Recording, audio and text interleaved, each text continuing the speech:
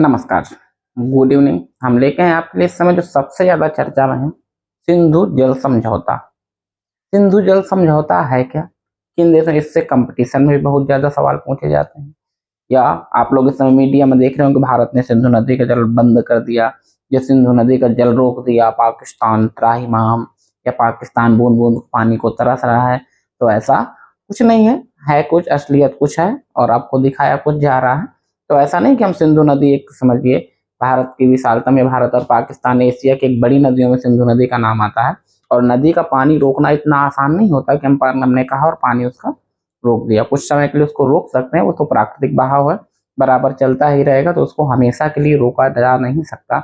अगर ऐसा करना है, उसके पथ को अलग करना है या उसको मोड़ना है भारत की ओर, तो उसके लिए हमें क्या करना पड़ेगा? बहुत बड़े बड़े बांध बनाने पड़ेंगे, बड़ी बड़ी नहरें बनानी पड़ेंगी, और उसके लिए कम से कम 15 से 20 साल का समय चाहिए। ये काम 2 से 4 दिनों में नहीं हो सकता। ठीक है, तो आप जो इस समय मीडिया वगैरह में देखें, तो ऐसा कहीं कुछ नहीं है। हाँ, कुछ समय के लिए उस पर रोक लगाया जा सकता है, कुछ समय तक रोका जा सकता है, जितनी हमारी बांधों की क्षमता है। जब उसके बाद पानी भर जाएगा तो उसको रोका नहीं जा सकता। तो चलिए अब आते हैं अपने टॉपिक पर, सिंधु जल समझौता। सिंधु जल समझौता है क्या, कब हुआ, क्यों हुआ? तो सबसे पहले चलते हैं इसके इतिहास पर। आखिरकार सिंधु नदी है कहाँ? तो सिंधु नदी की बात करें तो सिंधु नदी भारत से नहीं, तिब्बत से निकलती है। तिब्बत के पास एक हिमालय पर्वत की श्रेणी है, कैलाश पर्वत श्रृंखला। कैलाश पर्वत श्रृंखला के पास ही एक झील पड़ती है, मानसरोवर झील। मानसरोवर झील के पास एक हिमनद है। हिमनद यानी बर्फ का एक बड़ी सी चट्टान, जिसे ग्लेशियर कहते हैं, बोखरचू, वहां से निकलती है। और वहां से निकल के भारत में जब सबसे पहले प्रवेश करती लद्दाख में, लद्दाख जिस समय केंद्र शासित राज्य है, तत्कालीन समय में जम्मू कश्मीर एक अलग प्रांत था। डेमचोक एक जगह है, वहां से भारत में प्रवेश करती है। और भारत में प्रवेश करते समय काराकोरम और लद्दाख दोनों श्रेणियों के बीच से होती हुई, हिमालय की 2 श्रेणियां हैं, काराकोरम श्रेणी और लद्दाख श्रेणी, दोनों के बीच से बहती हुई पाकिस्तान में प्रवेश करती है। तो जब भारत आजाद हुआ, भारत की आजादी के बाद जो सबसे बड़ा सवाल था कि चलिए हम लोगों को बांट देंगे, क्षेत्र को बांट देंगे। लोगों और क्षेत्र को बांटने के बाद क्या हम, अगर देखा जाए तो क्या हम पानी को भी बांट सकते हैं? तो ये हो कि पानी को कैसे बांटेंगे? जो आप पंजाब देखते हैं, उस समय पूरा पंजाब ही था एक तरीके से, मतलब एक पश्चिमी पंजाब था, एक पूर्वी पंजाब था। जिस तरीके से आप पाकिस्तान जब बटा था तो एक पूर्वी पाकिस्तान, पश्चिमी पाकिस्तान में, तो जब बंटवारा हुआ तो ये हुआ कि एक शर्त रखी है। एक शर्त के साथ साथ कुछ समय के लिए पाकिस्तान ने कहा कि हमें क्या करिए कि आप 20 दिसंबर 1947 से को एक समझौता होता है। उस समय 20 दिसंबर 1947 को आजादी के बाद एक समझौता, और कहा गया कि हमको 31 मार्च 1948 तक पानी आने दीजिए, यानी 31 मार्च 1948 तक आप पानी नहीं रोकेंगे, उसके बाद आप पानी रोक सकते हैं। कुछ समय के लिए समझौता हुआ, और समझौता होता है, और कुछ समय तक 31 मार्च 1948 तक भारत पानी जाने देता है। लेकिन 1 अप्रैल 1948 को उस पानी को रोक देता है, यानी 2 बड़ी नहरों को क्या कर दिया जाता है, रोक दिया जाता है। अब रोकने के बाद ये होता है कि भैया अब क्या होगा? तो पाकिस्तान क्या करता है, मांगता है पानी, भाई पानी चाहिए हमको, पानी आप रोक देंगे तो क्या होगा भाई? एक तरीके से सिंधु नदी उस टाइम की सबसे बड़ी नदियों में से, जो पंजाब का क्षेत्र है, कृषि के लिए आज भी देखिए सबसे फेमस है। उस समय पे भी बहुत अच्छा फेमस एक शहर था।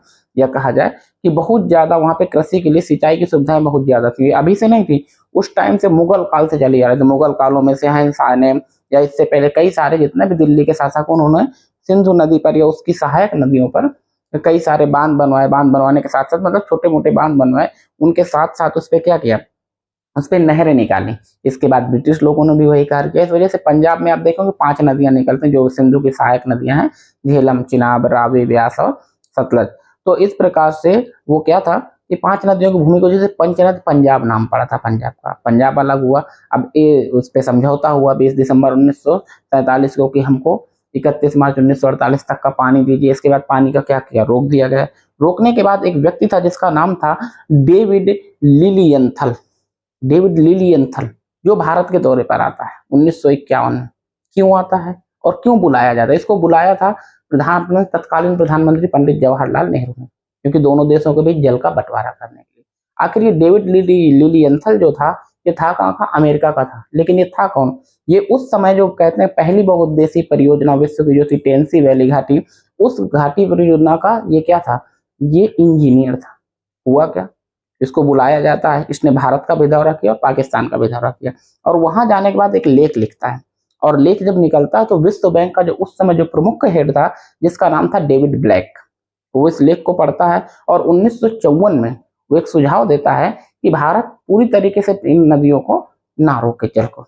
और सुझाव में कई सारी चीजें होती हैं और समय आता है 19 सितंबर सन 1960 का। 19 सितंबर 1960 को भारत के प्रधानमंत्री और पाकिस्तान के प्रधानमंत्री दोनों के बीच एक समझौता होता है। उस समय पर अपने तत्कालीन प्रधानमंत्री पंडित जवाहरलाल नेहरू जी और पाकिस्तान के प्रधानमंत्री अयूब खान दोनों के बीच एक समझौता है और नदियों को दो भागों में बांट दिया, क्योंकि एक तो सिंधु हो गई और 5 उसकी सहायक नदियां, 6 नदियां, जिसमें कहा गया कि जो सिंधु नदी है, प्रमुख सिंधु नदी, झेलम और चिनाब, इन 3 नदियों का जो जल है वो पाकिस्तान 80.52% यूज करेगा। 80.52%, सिंपल भाषा में कहा जाएगा 80% 20%, लेकिन एक्चुअल में क्या है 80.52% पाकिस्तान यूज करेगा और 19.48% भारत यूज करेगा। ये पूर्वी नदियां थी सिंधु, झेलम और चिनाब। इसके बाद रावी, व्यास और सतलज, इनका जो है इनका भारत ज्यादातर भाग यूज करेगा और कुछ 20% बहाव में जाने देगा, कुछ प्रतिशत।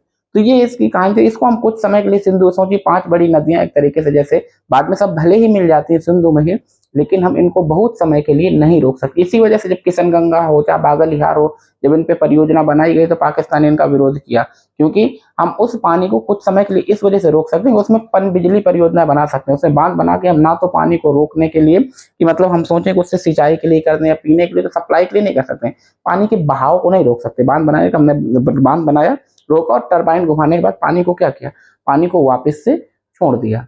तो ऐसा कुछ नहीं, जितना आपको बताया सिंधु नदी का इतिहास बहुत पुराना। आप देखे होंगे पहली नगरीय सभ्यता भी आपकी सिंधु नदी के किनारे ही बसी हुई थी और बाद में इस पे मुगलों ने कई सारे, सिकंदर भी खुद सिंधु नदी के किनारे युद्ध, बहुत सारे युद्धों की कहानी है सतलज नदी के किनारे जब आते हैं। तो ऐसा नहीं है कि पानी को हम बहुत समय के लिए रोक पाएंगे, या तो इसके लिए हमें पहले से बहुत सारी व्यवस्थाएं करनी पड़ेंगी। तो जुड़े रहिए अपनी ये पाठशाला के साथ। अगर इसके बारे में और अधिक जानना है तो मेरे पुराने वीडियो जो पड़े हुए हैं इसमें आप उनको जरूर देखिए। धन्यवाद।